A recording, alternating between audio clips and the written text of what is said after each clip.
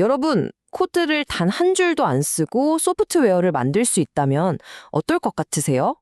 바이브 코딩이라는 좀 생소한 이름의 개념이 바로 그런 미래를 이야기하고 있거든요. 이게 정말 우리가 알던 코딩의 끝을 의미하는 건지 지금부터 한번 제대로 파헤쳐 보겠습니다. 한번 상상해 보세요. 복잡하게 막 코드 짜고 이런 거 전혀 없이요. 그냥 내가 만들고 싶은 앱에 대해서 말로 설명만 하는 거예요. 그러면 AI가 그걸 찰떡같이 알아듣고 뚝딱 만들어주는 세상. 꼭 공상과학 영화에나 나올 법한 얘기 같지만 이게 벌써 우리 현실로 다가오고 있습니다. 네, 이게 바로 바이브 코딩의 핵심입니다. 그러니까 LLM, 이 거대 언어 모델한테 내가 원하는 작업의 느낌, 말 그대로 그 바이브를 설명해주면 AI가 코드를 대신 생성해주는 방식인 거죠. 여기서 개발자의 역할이 완전히 달라져요. 코드를 짜는 게 아니라 원하는 결과물의 느낌과 방향성을 제시하는 뭐랄까 영화 감독 같은 역할이 되는 겁니다. 코드를 직접 수정하지 않고 완성된 걸 보고 이 부분은 좀 더 부드럽게 해줘 이런 식으로 피드백을 주는 거죠. 이 개념을 처음 만든 컴퓨터 과학자 안드레이 카르파티가 한 말인데요. 이 문장 정말 강렬하지 않나요? 코드가 존재한다는 사실 자체를 잊어버리라니. 이게 기존의 코딩 방식과는 얼마나 근본적으로 다른 접근법인지를 아주 극명하게 보여주는 말이죠. 자, 그럼 이 약간 추상적으로 들리는 개념이 도대체 어떻게 현실이 되고 있을까요? 지금부터는 이 바이브 코딩을 실제로 가능하게 만드는 구체적인 도구들을 한번 살펴보겠습니다. 이런 완전히 새로운 방식을 쓰려면요, 당연히 완전히 새로운 도구가 필요하겠죠? 기존의 도구로는 어림도 없습니다. 그 선두에 있는 게 바로 구글의 엔티그래비티 같은 도구들인데요. 이건 단순히 코딩을 좀 도와주는 보조 도구가 아니에요. 바이브 코딩이라는 패러다임 자체를 실현하기 위해 아예 처음부터 설계된 완전히 새로운 개발 환경이라고 보시면 됩니다. 자, 그럼 한번 제대로 파고들어 볼까요? 구글 엔티그래비티는 기존 도구들이랑 뭐가 어떻게 다른지, 그리고 왜 이걸 미션 컨트롤, 우리말로 하면 작전 지휘소라고 부르는지 한번 알아보겠습니다. 이 화면이 그 차이를 딱 한눈에 보여주네요. 왼쪽이 우리가 알던 전통적인 개발 환경, 그러니까 개발자가 코드를 한 줄 한 줄 직접 입력하는 텍스트 편집기 방식이죠.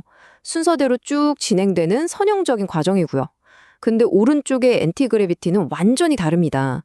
이건 여러 AI 에이전트들을 관리하는 에이전트 관리자에 훨씬 가까워요. 여기서 AI 에이전트는 특정 작업을 하도록 훈련된 작은 AI들이라고 생각하시면 쉬워요.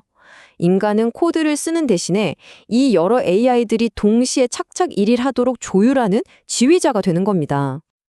네, 바로 이겁니다. 엔티그래비티는 더 이상 개발자 혼자 코드를 짜는 그런 공간이 아닌 거죠. 마치 여러 명의 AI 엔지니어로 구성된 하나의 팀을 지휘하는 작전 지휘소, 미션 컨트롤 같은 거예요. 개발자의 역할이 코드를 쓰는 실무자에서 전체 프로젝트를 지휘하는 관리자로 바뀌는 정말 엄청난 변화의 순간입니다. 그러면 이 AI팀을 조율하는 과정, 이게 실제로 어떻게 돌아가는 걸까요? 다음 슬라이드에서 그 구체적인 작업 흐름을 단계별로 한번 뜯어보겠습니다. 작업은 크게 3단계로 나뉩니다. 첫 번째는 계획 단계예요. AI가 다짜고짜 코드를 짜는 게 아니라 먼저 최적의 방법을 연구해서 아주 상세한 실행 계획, 일종의 설계도를 먼저 만드는 거죠. 두 번째는 승인 단계. 인간은 이 계획을 보고 마치 우리가 구글 문서에서 댓글 달듯이 피드백을 남겨요. 그럼 AI가 그 피드백을 또 반영하고요. 마지막으로 병렬 실행 단계입니다. 승인이 딱 떨어지면 여러 AI 에이전트들이 각자 맡은 부분을 동시에 개발하기 시작하는 거예요. 정말 잘 훈련된 팀처럼 말이죠. 이 모든 과정이 그냥 마법처럼 되는 건 아니고요. 몇 가지 핵심 기술이 있습니다. 첫째는 아티팩트라고 부르는 작업 증명 시스템이에요. AI가 계획서나 스크린샷, 심지어 작업하는 동영상까지 만들어서 저 이렇게 일했습니다 하고 보고를 하는 거죠. 믿음이 가죠. 둘째는 브라우저 자동화 기능. AI가 스스로 브라우저를 켜서 앱을 테스트해보고 버그까지 직접 고칩니다. 그리고 마지막으로 다중 모듈 전략. 작업에 따라서 디자인에 강한 AI, 논리에 강한 AI를 골라 쓰는 말 그대로 어벤져스 같은 드림팀을 구성하는 겁니다. 자, 지금까지 어떻게 작동하는지 알아봤는데요. 정말 혁신적이죠? 하지만 모든 기술에는 밝은 면과 어두운 면이 있는 법입니다. 이제부터는 이 바이브 코딩이 우리에게 주는 약속, 그리고 그 뒤에 숨겨진 위험, 그 첨예한 논쟁 속으로 들어가 보겠습니다. 이 논쟁의 핵심이 바로 여기에 요약되어 있습니다. 한쪽에서는 창작의 민주화를 이야기해요. 누구나 아이디어만 있으면 나만을 위한 1인용 소프트웨어를 뚝딱 만들 수 있는 시대가 온다는 거죠.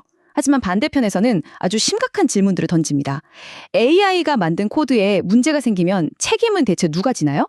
개발자조차 이해 못하는 코드를 어떻게 유지보수하고 또 보안 문제는 어떻게 막을 건가요?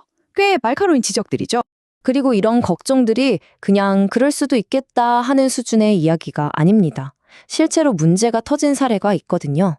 한 연구에서 러버블이라는 파이썬 코딩 도구로 만든 앱 1645개를 분석해 봤는데요. 그 결과가 정말 충격적입니다. 여기 보이는 숫자 170, 무려 170개 앱에서 개인정보를 노출할 수 있는 심각한 보안 결함이 발견된 거예요. 이게 어느 정도냐면 앱 10개 중 1개꼴로 개인정보가 그냥 줄줄 셀 수 있었다는 뜻입니다.